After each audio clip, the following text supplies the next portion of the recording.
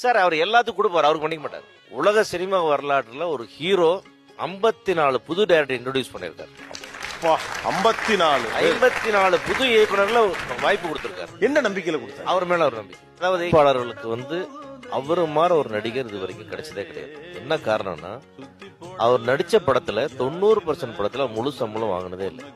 ஏன்னா யாரு எவ்வளவு கஷ்டம், லாஸ், பிரச்சனை என்ன சொன்னாலும் விட்டு கொடுத்துருவாரு. அவர் அதே மாதிரி அந்த உலக வரலாற்றுன்னு சொன்னா இன்னொன்னு சொல்லலாம். 40 புது தயாரிப்பாளர்களுக்கு படம் பண்ணிருக்காரு. 40 பேர் தயாரிப்பாளர் ஆகியிருக்காரு, நான் உட்பட. 10% தான் சார் அவரு முழுசா சம்பளம் வாங்கினாரு. பட் எண்ட் ஆஃப் த டே என்னன்னு கேட்டீங்கன்னா, அவர் சம்பாரிச்சதுல 90% சொத்தை மக்களுக்கு தான் கொடுத்துருக்காரு. இன்னைக்கு அவர் ஃபேமிலிக்கு விட்டுட்டு போயிருக்கிறது வெறும் 10%.